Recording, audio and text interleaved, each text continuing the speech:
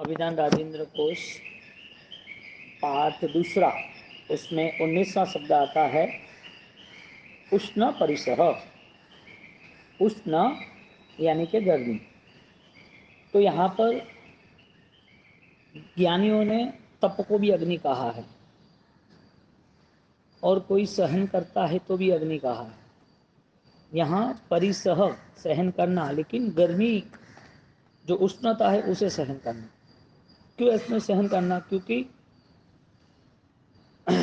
जहाँ प्रतिकूलता को स्वीकार करना है, प्रतिकूलता में सहर्ष आनंद पाना है, प्रतिकूलता को विश्वास श्वास अपना बनाना है, तो उस प्रतिकूलता को परिसह यानी के कर्मक्षय का साधन कहते हैं। तो उष्ण जो परिसह है, उष्ण परिसह, वो परिसह दो प्रकार के हैं। एक शरीर जलता है मर जाने के बाद, और एक कर्म जलाता है जिंदा होते साथ। उष्ण परिसह, उष्ण यानी कि गर्मी, टेम्परेचर हाई, तो वो परिसह जीव सहन कर सकता है। मरने के बाद जलना है पूरा, जीने के पहले कुछ जल जाए तो शरीर जलने के पहले अज्ञान जल जाना चाहिए, कर्म जल जाने चाहिए, दुख अपना के दुख ही जल जाना चाहिए। न्याय है ना, कांटे से कांटा निकला, पैर में कांटा लग गया तो तीक्ष्ण वस्तु से निकल सकता है, सरल वस्तु से नहीं निकल सकता। तो दुख रूपी अग्नि यानी कि तप रूपी अग्नि से अपनी आत्मा की तेजस्विता को बढ़ाता है। और नियम ऐसा है, जहां जो जलता है वहां नया निर्माण होता है। जलना यानी कि नए निर्माण की यात्रा है। एक फिनिक्स पक्षी का आता है, फिनिक्स पक्षी, ऐसी लोक कथाएं हैं कि वो राख में से प्रकट होता है, राख में से। अब अग्नि का खुद जीव है, फिर भी वो जीव होने के बाद उनकी वो गति योनि यानी कि उनकी जो काया है वो उनको कठिन नहीं लगती। यहाँ पर शरीर के ऊपर यदि वो कुछ समय तक प्रयत्न करता है, कुछ समय पर उस शरीर पर प्रक्रिया पे आ जाता है, तो वो प्रक्रिया उसके लिए सहज बन जाती है। कोई भी कठिन प्रक्रिया, कोई भी कठिन उपसर्ग यदि उसके मन में संकल्प है कि उपसर्ग के साथ परिसर के साथ मुझे स्थिर रहना है, तो वो सारी चीज़ें आराम से मेंटेन कर सकता है। आज -डिग्री में भी रहने वाले कितने भी योगी है, कितने साधक है। आज भी ऐसे लोग हैं टाटा की कंपनियों में जहाँ 300 डिग्री पे लोहा पिघलाया जाता है, वहाँ भी काम करने वाले वर्कर है। भले उन्होंने सूट पहना हो, लेकिन उसको वहाँ 12 घंटे 10 घंटे तो रहना है। आज भी यहाँ समझो चेन्नई में इतनी गर्मी, तो भी वो रोड पे काम करने वाले हैं। एक मन स्वीकार करता है कि यहाँ मुझे जाना या ये मुझे करना ही है, तो वहाँ पर प्रयत्न के पहले आधी जीत मिल जाती है। आधा तो काम वहाँ ही खत्म हो जाता है जहाँ मन ने तय किया है। इसके लिए संघर्ष में उतरने वाले की जीत संकल्प के समय आधी हो जाती है। अब जब पुरुषार्थ करता है तब पूरी जीत हो जाती है। तो मनोबल जो है उष्ण परिसह को सहन करने का, तो दो तरह के रहा। एक, आग में जब शरीर जाएगा तो जलना ही जलना है, और दूसरा गर्मी जो हीटिंग है वो शरीर को लग रही है, शरीर को परेशान कर रही है, तो वो कारण से वो उष्णता से भागता है। हालांकि देखने जाओ तो संसार के लिए यदि कोई उष्णता सहन करे तो वो योग्य नहीं है। कोई कंत कारण काष्ट भक्षण करे, मिलसु कंत ने घाय रे। ए मेळो नवी कदीए संभवे, ऋषभ जिनेश्वर प्रीतम महारो और न चाहु रे कंत। कोई कंत कारण काष्ट भक्षण करे, काष्ट यानी लकड़ा, भक्षण यानी कि लकड़े की चिता जल रही है, उसका पति जल रहा है, उस पति के पीछे सती की प्रथा में जुड़ रही है, इसके लिए जिंदा पत्नी इसके पीछे जल रही है। ए मेड़ो नवी कदिए संभवे, अगले भव में मुझे वापिस से पति मिलेगा। मेलो ठाम निठायो, कभी संभव ही नहीं है। जिंदा भी जलता है आदमी, घर जल रहा है चिल्लाता है जिंदा जला, उसके राग के पीछे पति मर गया, उसके पीछे चिता में चढ़ गई, जिंदा मर गया। चिंता चिता समान बताया। कोई आदमी किसी के प्रति घृणा है, कोई चीज नहीं हो रही है, वो जिंदा जल रहा है, मन में अतृप्ति है, मन जल रहा है कि ये क्यों नहीं आया, ये क्यों नहीं हुआ। इसके लिए कई बार तो चिंता, वेरी वरी, चिंता को चिता समान कहा कि तुम जो पाल रहे हो तकलीफें संसार की चिंताओं में तुम जी रहे हो, वो जिंदा जल रहे हो, जी नहीं रहे हो। यहाँ उष्ण परिसर से जीव को अपने अज्ञान को जलाने का कहा कि तुम्हारे अंदर सिर्फ संसार के लिए जलना है तो मृत्यु के बाद जलाने वाले हैं। मृत्यु के पहले चिता पे जलने वाली प्रथा थी, वो भी बंद हुई, लेकिन थी। कोई आकस्मिक घटना होती है, ब्लास्ट होता है तो वो जल जाता है, मर जाता है। एक्सीडेंट हुआ, गाड़ी गैस की थी, जल गई। पेट्रोल की थी, पेट्रोल चारों ओर छिटक गया, जल गया। कोई घर पर कोई गैस का ब्लास्ट हुआ, कहीं पर कोई बॉम्ब बाटिंग हुआ, जल गया, मर गया। देह तो जलना ही है। देह जिंदा है तो भी क्यों जलता है, सबसे बड़ी बात यह है। यदि आत्मा है अंदर तो उसे संसार के लिए जलना है या कर्मों जलाने के लिए जलना है। उष्णता यानी गर्मी, जलना। हाईएस्ट गर्मी आग की है या मन की है। आग की गर्मी 2-4 घंटे में खत्म हो जाएगी, 10 घंटे ज़्यादा से ज़्यादा। कोई जगह जंगलों में ज़्यादा आग लगी तो 2 महीना ऑस्ट्रेलिया के जंगलों में लगती रहती है, उनकी हीटिंग के कारण या उसके कुछ घासों के कारण। तो वो जो आग लग रही है उसका कंट्रोल है, मन में जो चिता समाई है।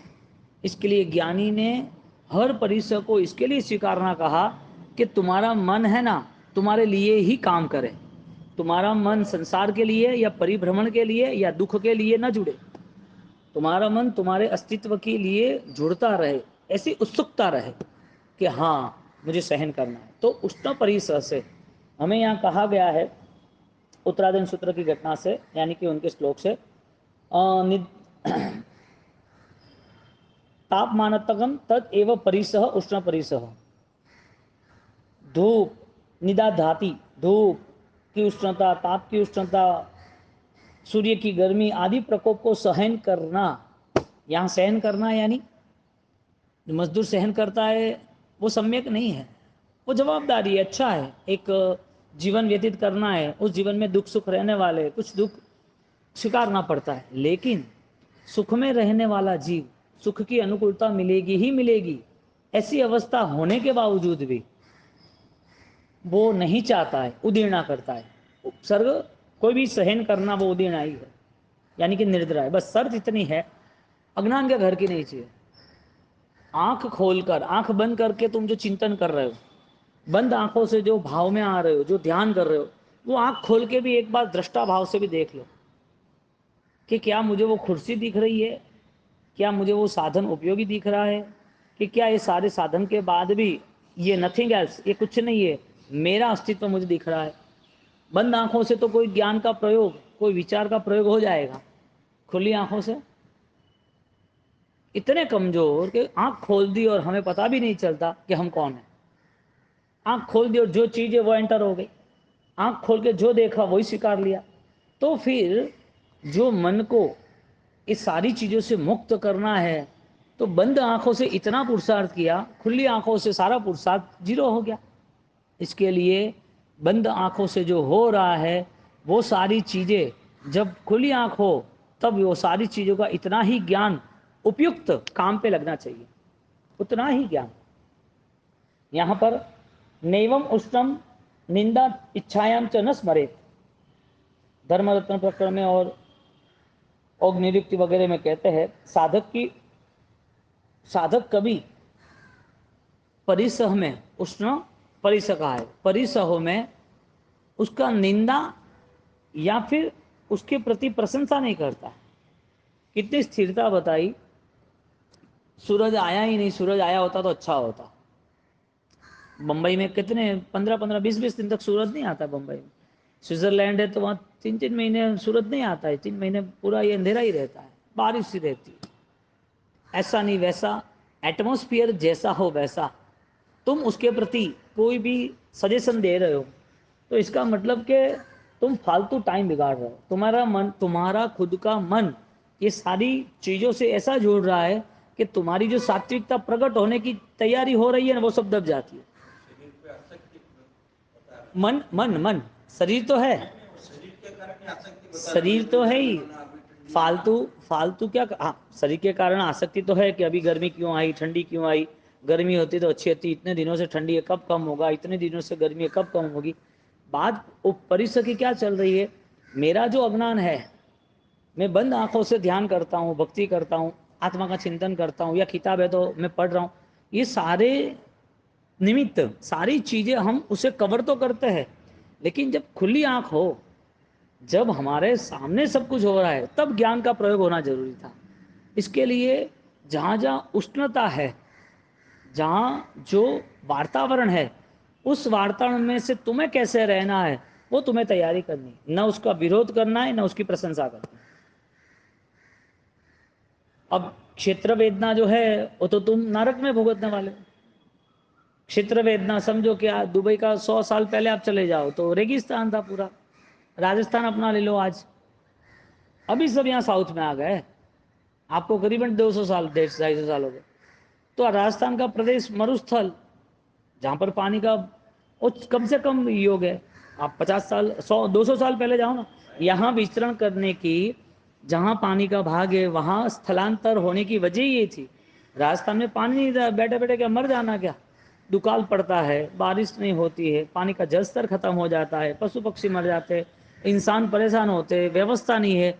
वहाँ से स्थलांतर करके साउथ में आपका यहाँ आगमन हुआ, वहाँ कठिनाई था, इसके लिए तो यहाँ आए। तो जहाँ पर वार्तावरण साथ दे या न दे, तुम्हारी साधना तुम्हें साथ देनी चाहिए, वो परिसर का स्वीकार है। इसके लिए यहाँ पर वार्तावरण की असर तुम्हारे शरीर पर तो हो रही है, लेकिन मन ऐसा जतन किया है मन का कि वो शरीर की असर का दृष्टा भाव बन सकता है। जैसा वातावरण बदलता है ऐसा मेरा शरीर बदल जाएगा। जैसे गर्मी से ठंडी शुरू होती है, ठंडी से बारिश, बारिश से गर्मी शुरू होती है, जो साइकिल है कुदरत की, इसी तरह मेरी शरीर की भी साइकिल है। आज मुझे जन्म मिला है, मुझे बचपना मिला है, मुझे युवानी मिली है, मुझे बुढ़ापा मिलेगा, नया जन्म मिलेगा, वापिस वो शरीर की यात्रा प्रारंभ है।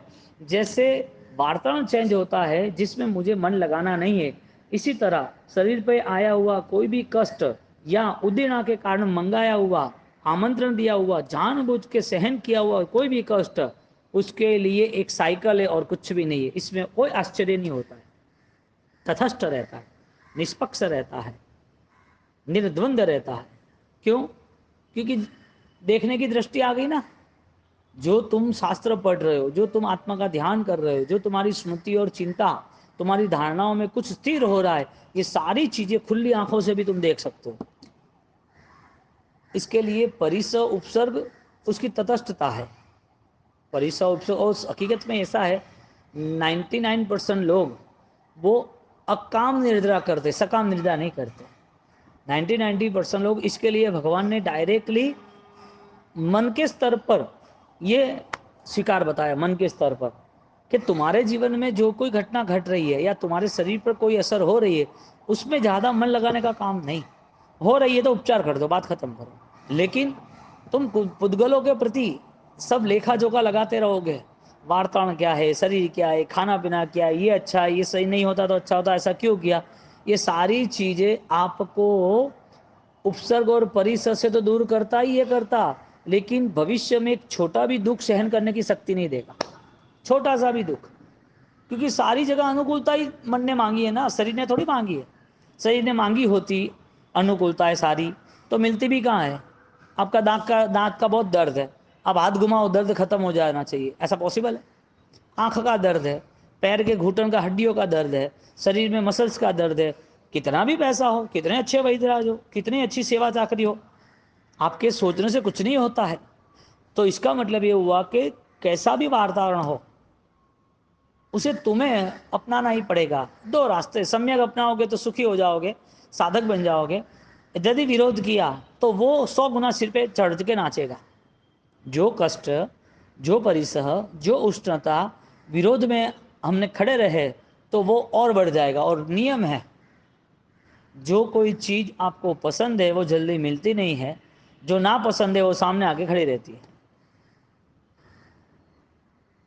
क्या करोगे?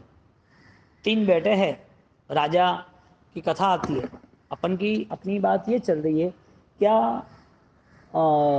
अग्नि लकड़े को भी बाल जलाती है कि इंसान, जिंदा इंसान को भी जलाती है? मर्दया इंसान तो जलेगा, जिंदा इंसान को जलाती है, जलाती है मन के कारण। नींद नहीं आना, चिंता। बिजनेस अच्छा चल रहा है फिर भी ध्यान नहीं देना, चिंता।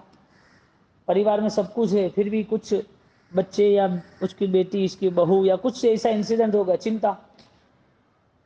सब कुछ डॉक्टरों ने रिपोर्ट दिखाया, घर में सब छोटे बच्चे पोते सब अच्छी तरह आपको बात बोल रहे हैं, आपके साथ अच्छी तरह व्यवहार कर रहे हैं, लेकिन डॉक्टर ने बोल दिया कि कैंसर डिटेक्ट हो रहा है, ध्यान रखना भाई।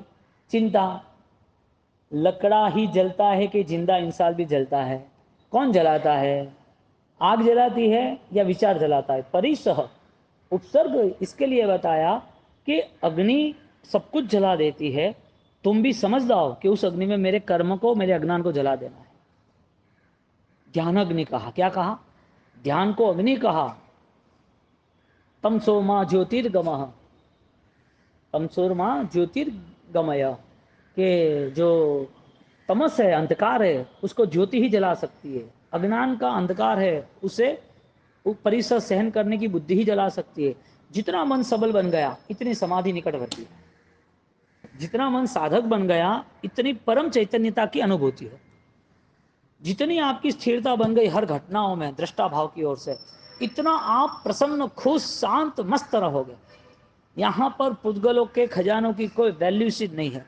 और अभी हम देखने जाए, ऐसे कई साधक हो गए आज जो गिरिराज के पालीताना के अंदर वो अपनी साधना कहीं दूर, दूसरी प्रदक्षिणा, तीसरी प्रदक्षिणा, कोई मंदिर में भगवान के पास आराम से बैठे, आराम से बैठे।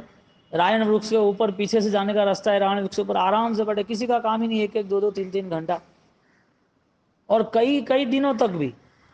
ये तो चलो हिमालय है, हाँ, दूसरी कितनी ऐसी बर्फीली पहाड़ियां है।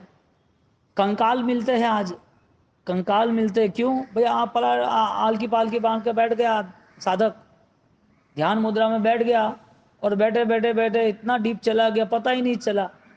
शायद उसे समाधि से उठाए, मरा नहीं है, तो उसे उठाए तो बोले क्या हुआ, कैसे, क्या चल रहा है? उसे दुनिया का लेना देना ही नहीं है कि कौन सी क्या चीज कहाँ घट रही है। मुझे पता चला था कि इतना साल हो गया कि मैं तो 1500 साल से यहाँ बैठा हूँ, मैं 500 साल से यहाँ बैठा हूँ। साधक के इतने सारे साल, इतने वर्ष मिले हैं। उसके कंकाल का जब चेकिंग किया आर्कियोलॉजिस्ट डिपार्टमेंट, बॉन टेस्ट, तो पता चला कि ये 250 साल, 300 साल, 500 साल पुराना सब है, कि उस समय पे बॉन टेस्ट किया तो ये हड्डी का ये था। तो वो कैसे हुआ? वो अपनी ध्यानाग्नि इतनी तेज बना दी, ठंड को तो लेना देना ही नहीं, -डिग्री में वो ध्यान में बैठ जाता है। अंदर कौन सी अग्नि जल रही थी? एकत्व की, एकांत की, अमरत्व की। कैसी अग्नि जली? और मस्ती से। तो जो साधन सामग्री है, जो पुद्गल का खजाना है, खेल है, वो सारी चीजें सहन शक्ति बढ़ाने के लिए काफी है। ये सारी चीजों का वियोग हुआ, वे सारी चीजों से मन उठ गया, फिर उसके लिए आत्मा सर्वस्व बन गया है। और आत्मा सर्वस्व जिसके लिए बना है, उसके लिए हर बार प्रसन्न चित्त है। चित्त प्रसन्न रे पूजन फल लई, पूजा अखंडित है। लास्ट में क्या कहा? चित्त प्रसन्न रे पूजन फल लयु, पूजा अखंडित है। ऋषभ जिनेश्वर प्रीतम महारो, और न चाहु रे कन। चित्त की प्रसन्नता कौन से बाजार में मिलती है? कितने पैसे से मिलती है? किस चीज को हम दे तो वो सामने मिलती है? कौन सा साधक हमें दे सकता है? कौन सा शास्त्र, कौन सा तप, कौन सी क्रिया, कौन सा ध्यान हमें चित्त की प्रसन्नता दे सकता है? सब कुछ होने के बावजूद आपको चाहिए तो ही मिलेगा, वरना नहीं मिलेगा। सीधा फोकस तैयार हो गया अपसख्यम, आत्मसाक्षिक भाव का, कि मुझे ये चाहिए ही चाहिए। अब वो चाहिए, इसका मतलब उसे नो डिमांड, डिमांड लेस हो गया। ऐसा वैसा ये वो, आराम से जो हो रहा है, जो होने वाला है, उसकी कोई स्थिति में वो रंजित यानी कि रागी नहीं होता है, दुखी नहीं होता है। बोल दिया कि कैंसर है, ठीक है, कहीं नहीं बहुत सारे कैंसरों को मार के आए, नहीं मरे तो क्या फर्क पड़ा है। बोल दिया कि अभी आपको किडनी का इन्फेक्शन है और आपको डायलिसिस है और 2-3 महीने ये चलेगा कहीं नहीं। इतनी खुशी से, इतनी प्रशंसा से बोला कि कहीं नहीं चलेगा। चलेगा यानी तू जाने वाला है, तो क्या आज का थोड़ी है ये। आना जाना तो ये निरंतर चल रहा है, शाश्वत है आना जाना तो मेरे लिए तो अभी। ये देह का संयोग आज का थोड़ी हुआ है। देह जलाने के पहले अज्ञान जलना जरूरी था। इसके लिए उष्णता सामान्य तरह कोई भी मजदूर है वो भी सहन करता है। उष्णता नरक का जीव है, आज भी उसे उस अग्नियों में डाला जाता है, वो भी सहन करता है। कोई व्यक्ति बड़ी फैक्ट्रियों में अग्नि में काम करता है, वो भी सहन कर सकता है। छोटा बच्चा कुछ पता नहीं है, उसे रो ही रहा है, खांसी कब कहाँ से आया, बाहर का वार्तान कैसे आया, उसके शरीर में क्या कुछ भी पता नहीं है। फिर भी 3-4 महीने का बच्चा होता है तो उसे गरम गरम वो कपड़ा है, उसको पत्ता है, वो पान वगैरह, वो पान उसके ऊपर रख के गरम गरम कपड़े से, दवाई दे नहीं सकते छोटे बच्चे को 3-4 महीने को, और वो पत्ता रख के उसको कुछ भी करके थोड़ी उष्णता इसके लिए दे कि उसकी खांसी कफ सर्दी या उसका आवाज़ जो बैठ गया है ऑक्सीजन इश्यू से वो सब क्लियर हो जाए। बोलो उसे सहन नहीं करना है, फिर भी उसके ऊपर ये प्रयोग होते कि नहीं होते, उसकी मदद करती है कि नहीं करती, करना पड़ता है ना। क्यों? जब तक शरीर केंद्र बिंदु है तब तक यहाँ से तुम्हें एक कदम भी अध्यात्म का मिलेगा नहीं। तुम्हारी एक यात्रा भी खोज अध्यात्म की प्रारंभ होने वाली नहीं है 100%।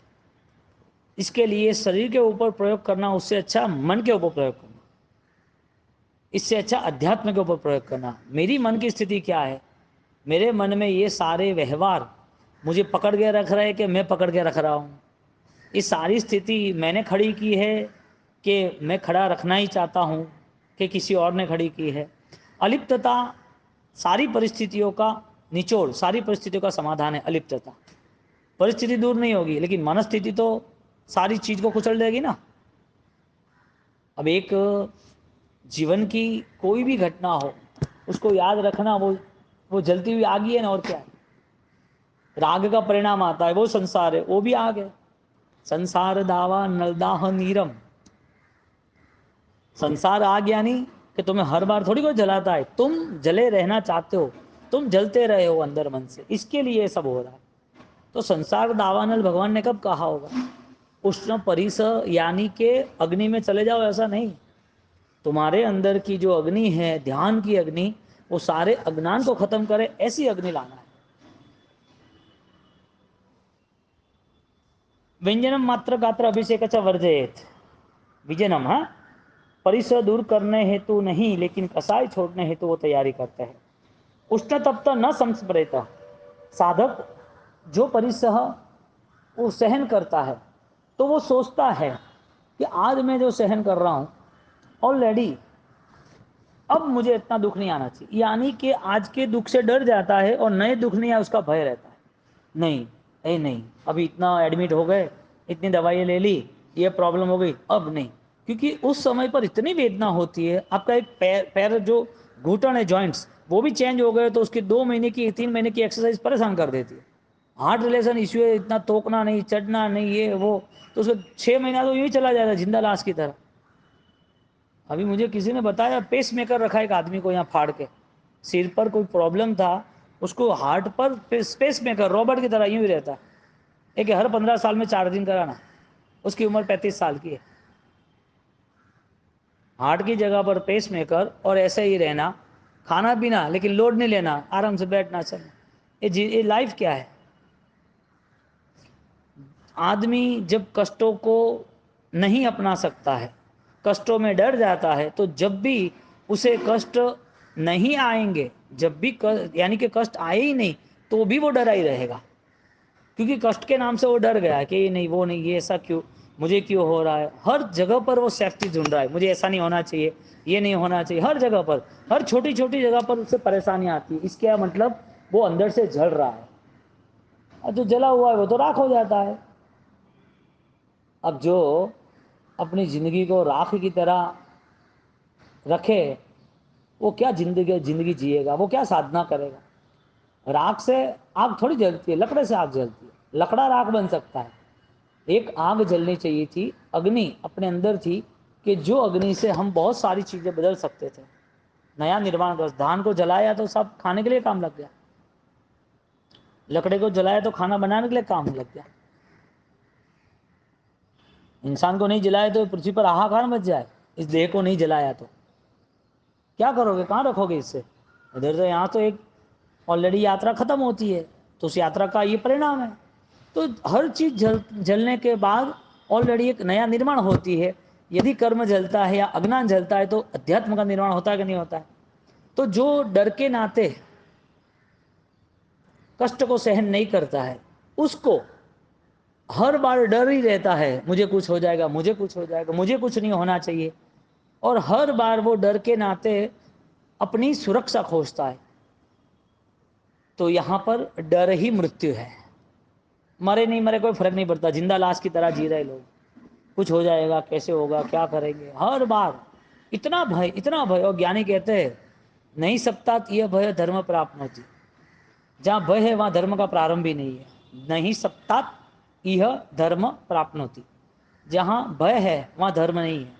अब उसे कौन सा भय पकड़ रहा है। यहाँ पर उष्ण परिसरता से बाहर जो परिसर है वो सहन करने की कैपेसिटी, और दूसरा परिसर ये है कि तुम्हारा जब कोई ऐसा विजन बन जाता है कि जलने से शुद्धि मिलती है, तो आपको शुद्धि पाने के लिए कोई रोक नहीं सकता। वापिस जलने से यदि शुद्धि मिल सकती है, जलने से अज्ञान समाप्त हो सकता है, तो आप वो अनुसरण करोगे।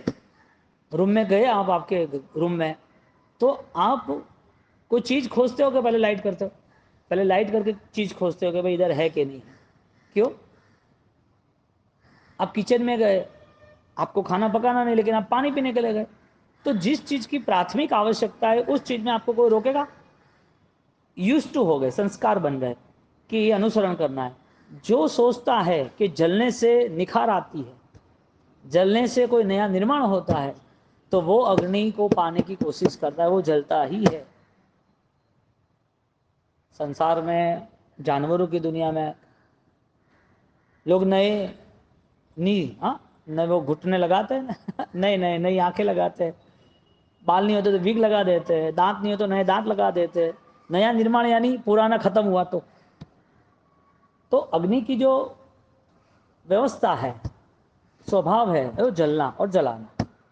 परिस्थिति ये है कि ध्यान अग्नि बननी चाहिए, स्मरण अग्नि बनना चाहिए, मनस्थिति में अग्नि बननी चाहिए। अग्नि कौन सी?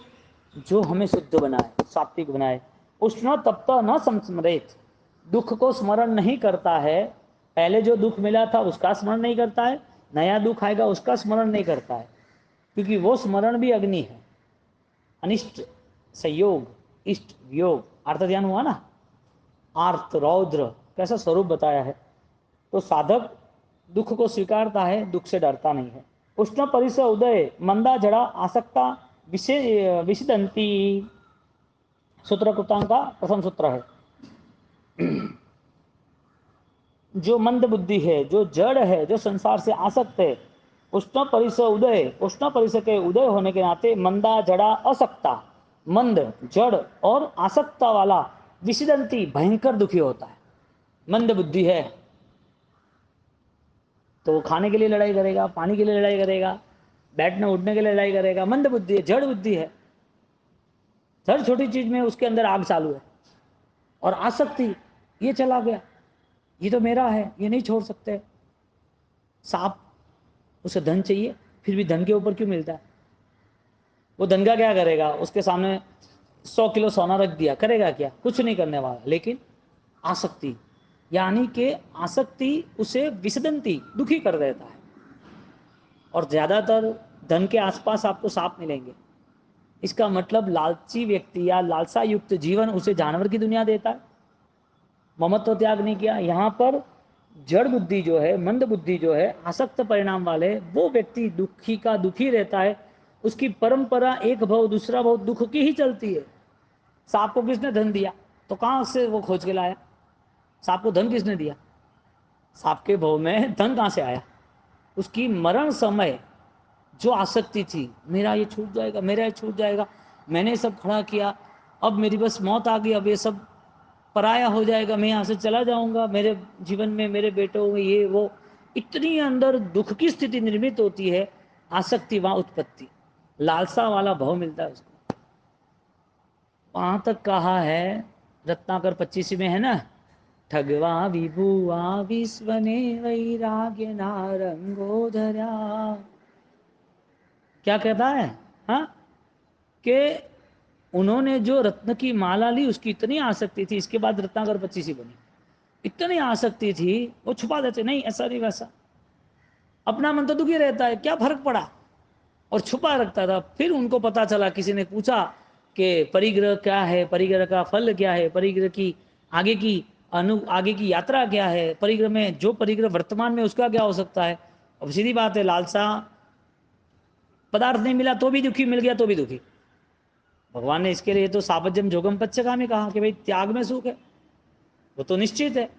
अब वो जब पता चला, और पता चलने के बाद लगा कि ध्यान तो एक तरफ रहा लेकिन ये आसक्ति मुझे डुबा देगी, उसने अपनी रत्नों की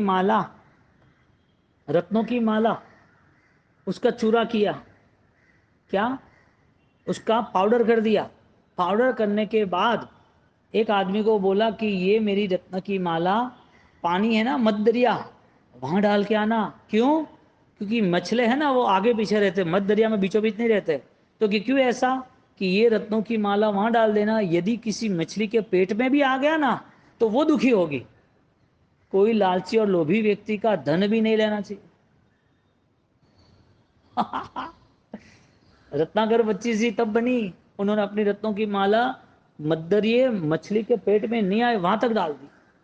इसके लिए आसक्ति वाला वो अपने अंदर उष्णता लेके घूम रहा है, और साथ साथ सैनिक से भी अधिक धन वाला मम्मण कितना कम था, लेकिन आसक्ति अग्नि कितनी थी, ये चाहिए वो चाहिए। और जब मगध सम्राट के पास गया, विनती कर रहा है, अरे मैं गरीब आदमी हूँ, मुझे इतना थोड़ा सा धन दे दो ना, इतना मेरा बस ये भाव है और कुछ नहीं, ये सिंह जैसा इतना थोड़ा सा, बस 1-2 उंगली जितना ही। हाँ तो ले जा, कौन बोलता है ना बताया, ले जा। मंत्री आया था कि राजा हम भिखारी हो जाएंगे उनको देने के लिए, तो क्या बात है कि हमारे पास जितना है इससे 100 गुना इसके पास है। हाँ, ये आदमी के पास कैसे जी रहा था, तेल और चावल खा के जी रहा था।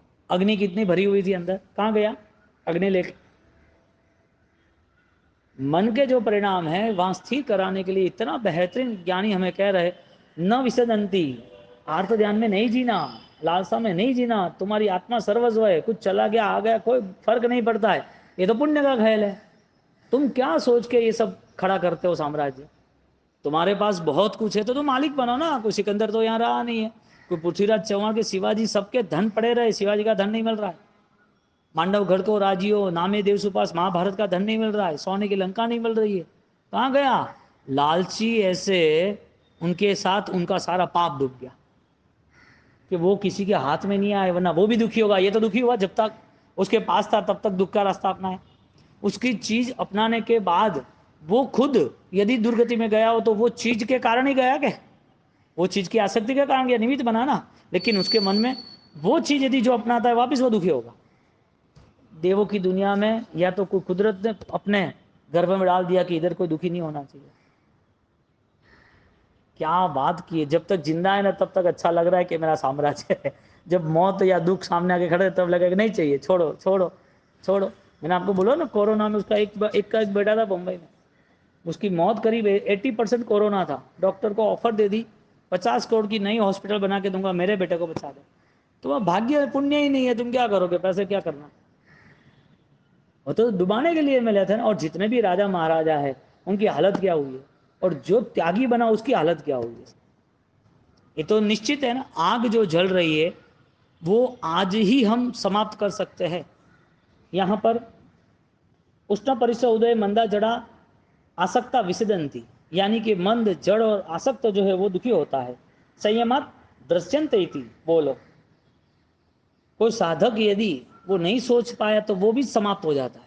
साधक भी यदि परेशान हो गया, मन से कष्ट से भयभीत हो गया, कष्ट से डर गया, मन संक्लिष्ट चित्त वाला हो गया, तो उसकी साधना में जो बाधक तत्व, साधना में जो परेशानी आई थी उसके कारण सारी साधना पीछे हट गई, यानी कि खत्म होने आई। साधना करने के लिए संकल्प, साधना के लिए तैयारी, साधना के लिए प्रैक्टिस, साधना करते करते लंबा समय वो व्यतीत करता है। और ये साधना करने के बाद यदि ऐसी कोई पल आ जाए तो फिर समझना कि उसने अपने मन पर ऐसा कोई प्रयोग, ऐसी कोई पुरुषार्थ की यात्रा नहीं की कि जिसके हिसाब से वो कुछ कष्टों में वो कंपेयर नहीं कर सके, यानी कुछ कष्टों में वो संभाल नहीं पाए। यहाँ पर कष्टों में गिर गया, इसका मतलब ये रहा कि कष्ट सहन करने की कोई प्रैक्टिस की ही नहीं थी।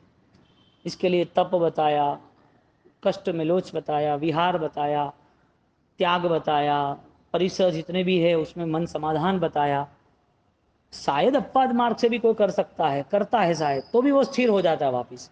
कोई बीमार आदमी दवाई लेता है तो दवाई के ऊपर नहीं जी रहा है, तो कुछ समय के लिए दवाई है, तो अपवाद में शायद उसे परिसर आया, लेकिन मन पे नहीं आ सकता, शरीर पे आ सकता है। तो साधक की स्थिरता अपनी मन की स्थिरता से है। संयमात, संयम से भी वो भ्रंशंत थी पतित होता है यदि वो ध्यान नहीं देता तो। आकुल चेतसः संयम अनुष्ठानम प्रति विसंदन्ति, यदि संयम के अनुष्ठान में भी यदि वो व्याकुल चित्त वाला हो गया, मन अशांत हो गया, कई बार ऐसा होता है कोई छोटी छोटी चीज़ों को लेकर। एक बात बढ़िया है, हर बार है ना, साधना और साधक अवस्था वो देखनी जरूरी है। नश्वरता भी इसके लिए देखनी कि इसका पूरा खेल कर्मों का है। तो जो चीज़ का आना जाना है या जो चीज़ का तुम्हारे सामने विरोध या द्वंद्व है, वो सारी घटनाओं से तुम अपने आप मुक्त हो जाओगे। सिर्फ जागने की जरूरत है, समझने की। क्योंकि जब तक हमारी स्मृति में नहीं आता है ना, तब तक हम उस क्षेत्र से बाहर निकल जाते हैं, उस समझदारी से बाहर निकल जाते हैं। क्योंकि हम उस सोचने के लिए काबिल थे, लेकिन काबिलियत प्रकट नहीं की। कोई भी व्यक्ति को चीज में डिस्टर्ब है तो वजह क्या? क्यों हरिभद्र सूरी महाराज साहब की क्रोधाग्नि, हाँ, क्रोधाग्नि उनको इतना बड़ा पाप करी, मारा नहीं फिर भी पाप लगा, दुख नहीं दिया फिर भी पाप लगा। हाँ, जो चीज तुम मन से भी यदि सोचते हो तो इसका मतलब कोई राग या द्वेष के परिणाम से ही वो विचार आता है। 1444 को मारने का सिर्फ पाप ही सोचा था, मारा नहीं है किसी को, फिर भी वो क्रोधाग्नि का प्रायश्चित उनको अंतिम पल तक निभाना पड़ा। लिखते ही रहे, लिखते ही रहे, लिखते ही रहे, नहीं मुझे करना पड़ेगा, करना पड़ेगा। कितने पल का था पाप? कुछ समय के लिए। और ज्ञानी गुरु ने देख लिया कि ये शासन की धरोहर है, इसके अंदर शासन समाया हुआ है, उसके शासन की सारी स्थिति को बाहर निकालो। उसके अंदर जो प्रभु शासन की भावना है ना, उसका जो विशिष्ट पहले आया, इसके लिए प्रायश्चित दिया। नहीं, फिर बाद में प्रायश्चित दिया। ज्ञानी तो थे ही, विद्वान तो थे ही, लेकिन विद्वत्ता के बाद, ज्ञानी नहीं कह सकते, विद्वान कह सकते हैं। इस विद्वत्ता के बाद भी कोई ऐसा कर्म का उदय आया, लेकिन उस विद्वत्ता के स्तर पर उनका वो समर्पण जब गुरु ने बोध दिया तो स्वीकार किया, और वापिस आत्मा का बल था इसके लिए प्रायश्चित भी किया। वरना तो प्रायश्चित सही ढंग से नहीं होता तो इस जीवन के बाद जहां आत्मा की सोच नहीं है वहां कुछ भी नहीं है, और जहां आत्मा की सोच के बिना जो कुछ भी हो वो सब दलदल है, कीचड़ है, आग है, और कुछ नहीं। वो तो फाइनल है ना। जब तुम्हारे सामने कर्म खेल खेल रहे, तुम्हें बीमारी ला रहे हैं, तुम्हारे सामने ऐसी ऐसी परिस्थिति आ रही है कि तुम दुखी के दुखी रहो, तब तक उसे पता नहीं चले कि ये नश्वर है, इससे मुझे मुक्त होना चाहिए, चलो धर्म छोड़ो। उतना तो दिमाग ठिकाने लगना चाहिए ना कि भाई है और भाई ने मेरे साथ गेम कर दी पेपर वर्क में, सारी जगह, सारी दुकानें, सारी जमीनें, सारी जायदाद, बिजनेस, सब कुछ उसने उठा लिया। छोड़ो ना, रामायण देखो ना, दुनियादारी का रामायण हमारे सामने है, महाभारत हमारे सामने है। इसका मतलब ये है कि इतनी स्थिति देखने के बाद भी वो अपने आप को स्थिर नहीं बना सकता है। धर्म की सोच छोड़ो, घटना तो घट रही है ना। यहाँ लास्ट में कहते हैं उष्ण परिस, यानी सम्यक उष्ण परिस विषहयम समाधि भाग देवत्व प्राप्तवान। जो सम्यक सम्यक यानी कि सही ढंग से जो सहन करता है, वो अपने जीवन को समाधि का भाग बनाता है, यानी कि सम्यक उष्ण परिस विषयम समाधि भागम देवत्व प्राप्तवान। ये उष्ण परिस की बात चल रही है ना अपनी, उष्ण परिस का उष्ण का शब्द चल रहा है। तो यहाँ पर घटनाएं बताई कि उष्ण परिस क्या है, उष्ण परिस कौन सी घटना में आ रहा है, कौन कौन उष्ण परिस में परेशान होता है। आया ना, जड़, अज्ञानी, आसक्तवान। उस उष्ण परिस से उसे क्या तकलीफ होती है, उससे क्या नुकसान होता है। जो उष्ण परिसर को जीत लेता है उसको क्या फायदा होता है वो भी बताया। स्थापना यानी कि विधि और निषेध दोनों बताना पड़ता है। तो यहाँ पर लास्ट में रखा उष्ण परिसर यानी कि सम्यक उष्ण परिसर, सम्यक भाव से उष्ण परिसर को सहन करने वाला समाधि भाग, समाधि का हिस्सा बन जाता है। देवत्वम प्राप्तवंतम, दिव्यता को प्राप्त करता है। देव को प्राप्त करते ऐसा नहीं लेना, अवृत्ति में से वृत्ति में से अवृत्ति में जाना। यहाँ वृत्ति है ना, देव को प्राप्त करता है कि दिव्यता को प्राप्त करता है। तो यहाँ लिखा देवत्वम प्राप्तवंतम, मान देवत्वम प्राप्तवान, वो देवत्व यानी दिव्यता को प्राप्त करता है। कसाय शोक वेद उदय च दाहक तथा उष्ण सर्वम, कसाय को भी उष्णता कहते हैं, यानी उष्ण परिसर। उष्ण किसे कहते हैं? कसाय को, शोक को, वेद के उदय को, दाहक का, ये सब विषय कसाय सारी अग्नि है। अब कोई आदमी अच्छा सा पूरे अपने फार्म हाउस के गार्डन में बैठे मस्त, उसको लगे कि मेरा पूरा गुलाब का सुगंधीदार गार्डन है, पिंक सिटी में मैं रह रहा हूँ और मुझे बहुत अच्छा ठंडक है, उसको ठंडक है क्या? उष्णता उसकी जो चल रही है, वो उष्णता के कारण वो दुखी का दुखी है। इस सर्व को उष्णता बताया। ऐसे उपसर्ग यानी कि उष्ण परिसर को जीतना, वो सम्यक्ति आत्मा पुरुषार्थशील रहता है।